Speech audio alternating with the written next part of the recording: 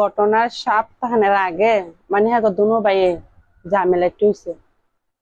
এক সপ্তাহ পরে ঝামেলা মিটার পরে এক সপ্তাহ পরে হজর আলী আমার ঘরে আইছে দরজা ভাঙা, ঠিক আছে, আইয়া অত্যাচার করছে, কাপড় চাপড় শুনছে।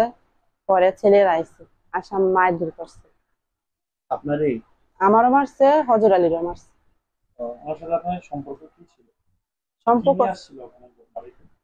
বাড়িতে যে খারাপ উদ্দেশ্য আইছে, তাই কি ভালো উদ্দেশ্য আইবে তো খারাপ উদ্দেশ্য আইবে। এমনি কি ওনার সাথে আগে থেকে আপনার কোনো না না, পরিচয় এমনি ছিল? কোনো আলোচনা কোনো সম্পর্ক ছিল না। টাকা পয়সা রেন দিন না ছিল কি, কিন্তু এমনি কোনো সাথে সম্পর্ক নেই। বিয়ের বিষয়টা আপনার আপনার নামটা সাথে কি? আপনার সাথে কিসের লেনদেন ছিল ওনার সাথে? কিসের এনছে তো আমার মা টাকা আনছে, টাকা যে আনছে না, পরে আমার মায়ের টাকা থেকে 50,000 কইছে দিমু। পরে 2 দিন পার হয়ে গেছে গা, মানে টাকা দেওয়ার কোনো খোঁজ নেই। পরে মানুষ আস্তে আস্তে তো টাকাটা তো দেওয়ার দরকার না। পরে আমার মা বাজার গিয়া নাম্বারটা আনছে, হজর আলীর নাম্বারটা আইনা পরে টাকাটা। পরে আমার মায়ে কইছে জি তোর মোবাইল 10 মিনিট আছে, তুই তো ফোন দে। পরে আমি ফোন দিছি, আমি কই ভাই মা বলে আপনাদের বলে টাকা বলে চাইছে, আপনাতে দিবেন কি না দিবেন আমাকে জানান। কয় দিম, আমি টাকাটা পাইলে আমি দিন। পরে আনতে কি মানে টাকা পয়সা নিয়ে কথা হয়েছে কি না, তেমনি কোনো সম্পর্ক হচ্ছিল না। আপনার নামটা কি পুরো নাম? আমার নাম হচ্ছে দীপালি রানী দাস।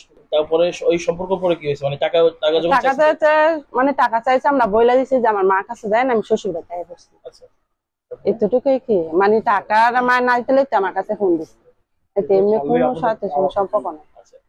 এরপরে এরপরে কি হয়েছে? এরপরে ওনার সাথে আপনার কিভাবে এই যোগাযোগ, বা উনি কিভাবে আপনার ঘরে আসলো?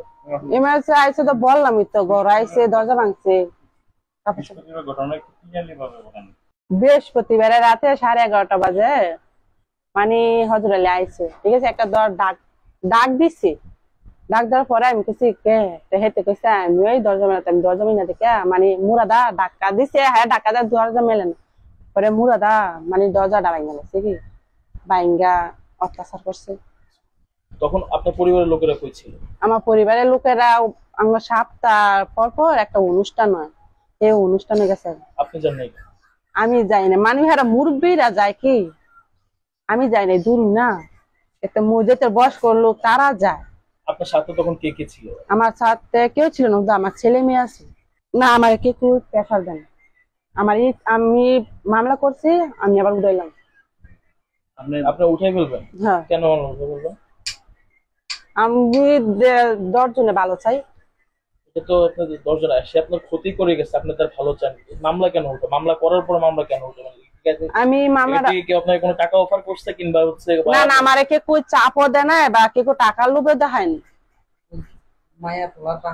মায়ে ফুলার বাপে কইছে তোর যখন মান সমান গেছে গুই, কেতেম কেস কল ফাইতি না, না কোনো কল ফাইতি না তুই পাইতেন না, এখন তো সারা বাংলাদেশের মানুষ আপনার পাশে আছে। পাশে তো আছে, ঠিক আছে মানছি, কেতেম বাইরে আমি 3-10 জনে। ঘটনাটা সত্যি হতে অবশ্যই আপনি এটা তো বিচার চাওয়া উচিত। তো আপনি আর নির্যাতন না। দেখছি দেখছি যেটা দেখছি, আমরা যেটা শুনেছি আপনার সাথে আগে সম্পর্ক ছিল, আমরা যেটা শুনেছি আপনার সাথে আগে ফজর আলীর সম্পর্ক ছিল, সেই সম্পর্ক ইয়েতে আপনার কাছে আসছে। এখন আপনি যদি মামলাটা তুলে ফেলেন, সেক্ষেত্রে আমরা কি ধরে নিতে পারি আপনার সাথে আসলে সম্পর্ক ছিল ফজর আলী? না না, আগে কোনো মেয়ে সম্পর্ক ছিল না, টাকা পয়সা নিয়ে কথা হয়েছে। আমি তো আপনাকে বলতেই আছি, টাকা আনছি, টাকা নিয়ে সম্পর্ক। তাহলে কি মামলা করার সময় কেউ জোর জবরদস্তি করছে? না তাহলে আপনার মামলাটা কেন করলেন? হ্যাঁ? মামলাটা তাহলে কেন করলেন? মামলাটা করছিলাম তো ভালো লাগে, জামাই না করে, যে সময় মামলা করছেন ওই সময় জামার সাথে জামাই আমার লগে রাগারাগি করে ইয়া করেন নাই। কথা হয়েছে না, কেউ গ্রামের লোক বুঝতে পারি নাই, বা আমার স্বামীর সাথে আমি বুঝতে পারি নাই, কিন্তু স্বামী এইসব শুনে আর দেখে মানে আমার কাছে ফোনই দেন,